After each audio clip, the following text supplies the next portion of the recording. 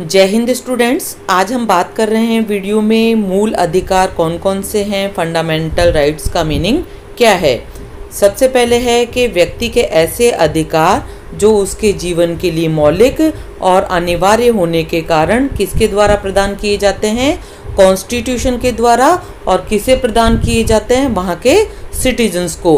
और इन राइट्स में राज्य द्वारा भी इंटरफेरेंस नहीं किया जा सकता है, इसलिए इन्हें क्या कहा जाता है, फंडामेंटल राइट्स। व्यक्ति के इन राइट्स को निम्न आधारों पर मूल अधिकार कहा जाता है। बेस क्या है इसकी हम यहाँ पर बात कर रहे हैं। फर्स्ट है, ये व्यक्ति के पूर्ण भौतिक, मानसिक और नैतिक विकास के लिए आवश्यक है। अगर ये अधिकार नहीं होगा तो व्यक्ति का विकास रुक जाएगा। इसलिए कोई भी डेमोक्रेटिक कंट्री होता है वहाँ पर वहाँ के सिटीजन्स को ये बिना किसी भेदभाव के प्रदान किए जाते हैं।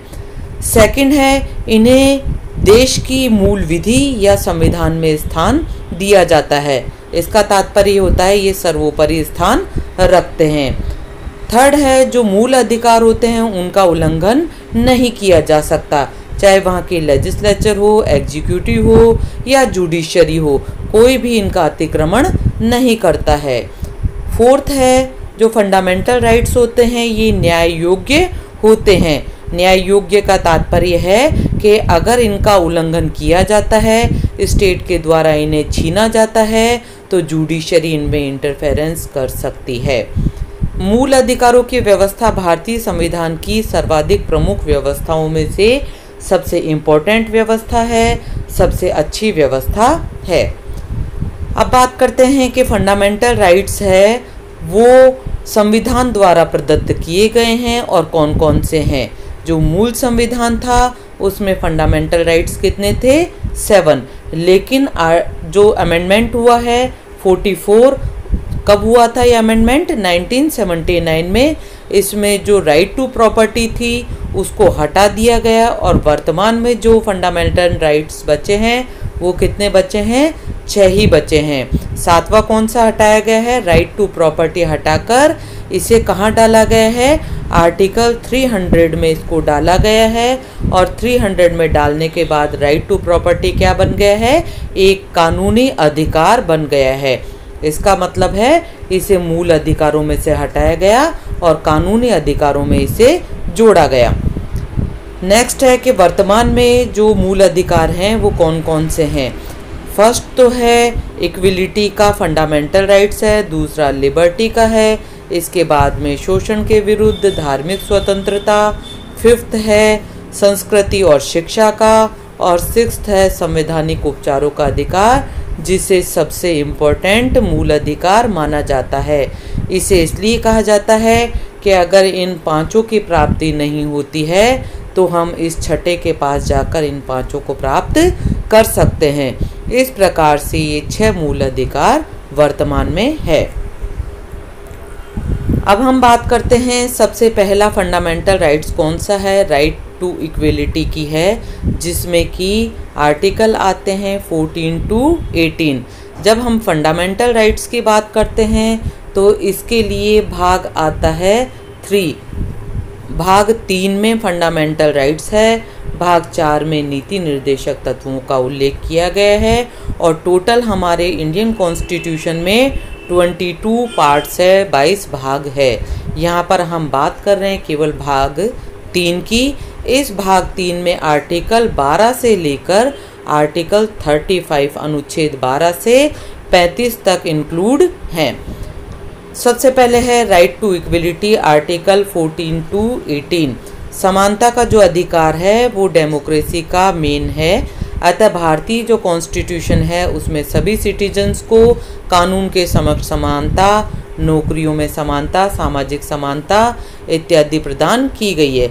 सबसे पहले हम बात करते हैं आर्टिकल 14 की, जो ये कहता है कि कानून के समक्ष सभी सिटीजन्स बराबर होंगे।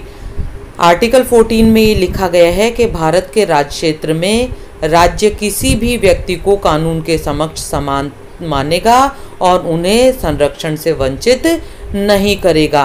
मतलब कानून के समक्ष सभी लोग बराबर होंगे।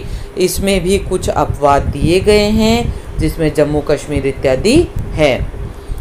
नेक्स्ट आर्टिकल है आर्टिकल 15, जिसमें लिखा है कि धर्म, वर्ण, जाति, लिंग, जन्म स्थान के आधार पर भेदभाव का निषेध रहेगा और भारत में रहने वाले सभी नागरिकों के साथ समानता का व्यवहार किया जाएगा।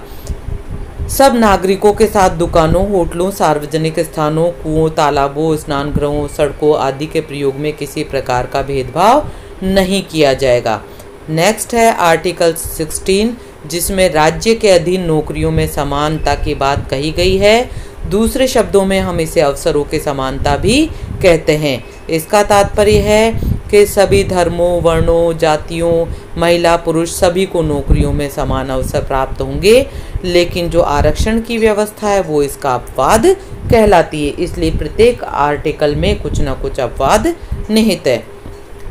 नेक्स्ट आर्टिकल है आर्टिकल 17, जो बहुत ज़्यादा इम्पोर्टेंट है। अस्पृश्यता का निषेध या छुआछूत का निषेध कहलाता है। सामाजिक समानता को और अधिक पूर्णता प्रदान करने के लिए इस आर्टिकल को दिया गया है, जिसका बहुत कड़ाई से पालन किया जाता है और इस आर्टिकल के आधार पर कहीं भी छुआछूत नहीं किया जा सकता, ऐसा भेदभाव नहीं किया जा सकता जिससे कि समाज में कुछ वर्गों को उच्च समझा जाए और कुछ को निम्न।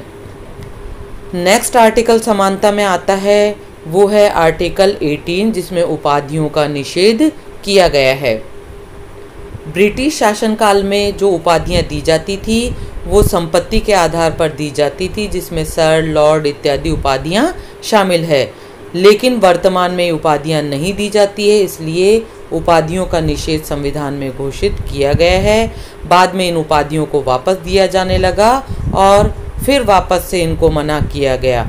लेकिन वर्तमान में पद्मश्री, पद्म विभूषण या भारत रत्न इत्यादि उपाधियां दी जाती है, लेकिन ये उपाधियां संपत्ति के आधार पर न दी जाकर बल्कि सेना, विद्या, ज्ञान इनके क्षेत्र में दी जाती है, इसलिए इसमें भी अपवाद निहित है।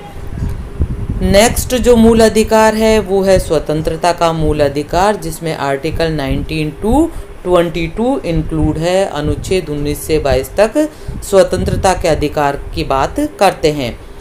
भारतीय संविधान में इसमें बहुत सारे मूल अधिकार दिए गए हैं और इन आर्टिकल्स में कई चीज़ें बताई गई है।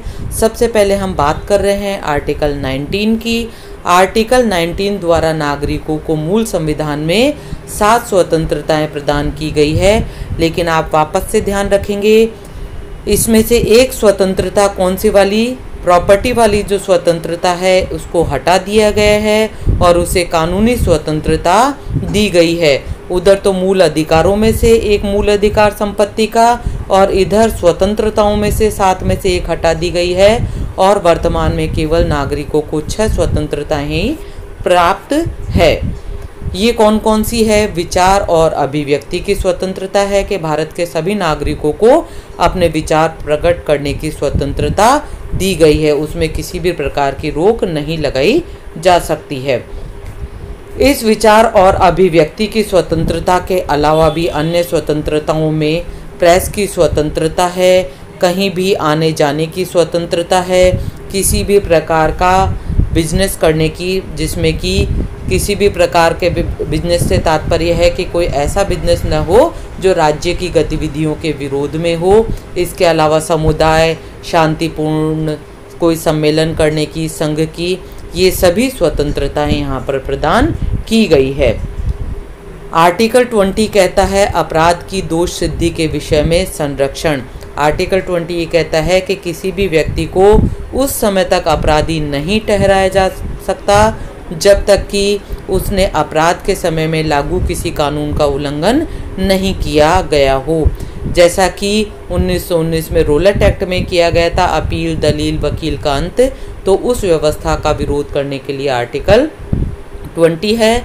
इसमें किसी भी व्यक्ति को जबरदस्ती दोषी नहीं ठहराया जा सकता। आर्टिकल 21 है प्राण और दैहिक स्वतंत्रता का संरक्षण। इसमें किसी भी व्यक्ति को उसके जीवन और दैहिक स्वाधीनता की विधि द्वारा स्थापित प्रक्रिया को छोड़कर अन्य किसी भी प्रकार से उसे वंचित नहीं किया जा सकता। और आर्टिकल 21 क्या कहता है? शिक्षा का अधिकार। इस अधिकार में जो 86 संवैधानिक संशोधन हुआ 2002 में, उसमें संविधान के अनुच्छेद 21 के शिक्षा का अधिकार इसमें जोड़ा गया।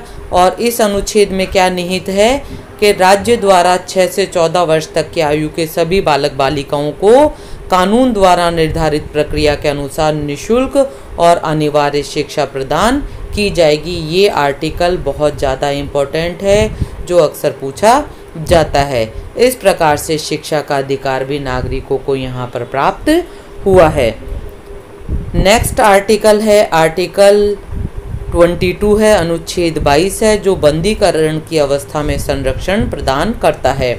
अनुच्छेद 22 के अंतर्गत बंदी बनाए जाने वाले व्यक्ति को कुछ अधिकार प्रदान किए गए हैं कि उसे अपराध के बारे में बंदी बनाए जाने के कारणों को बताए बिना व्यक्ति को अधिक समय तक जेल में नहीं रखा जा सकता और उसे 24 घंटे के अंदर अंदर इसमें निकटतम जो भी न्यायाधीश होता है उसके सामने उसे सशरीर उपस्थित किया जाता है। इस प्रकार से जो आर्टिकल 19 है, 19 से लेकर 22 तक समानता के अधिकार प्रदान किए गए हैं। यहाँ इस वीडियो में केवल हम 2 फंडामेंटल राइट्स ही पढ़ रहे हैं, बाकी के 4 हम नेक्स्ट वीडियो में करेंगे। पहला जो फंडामेंटल राइट हमने पढ़ा है वो पढ़ा है हमने समानता का अधिकार, जिसमें आर्टिकल 14 to 18 था, और सेकंड में 19 to 22 समानता की बात करने के बाद स्वतंत्रता की बात की जाती है। इस वीडियो में इतना ही। Thank you. जय हिंद।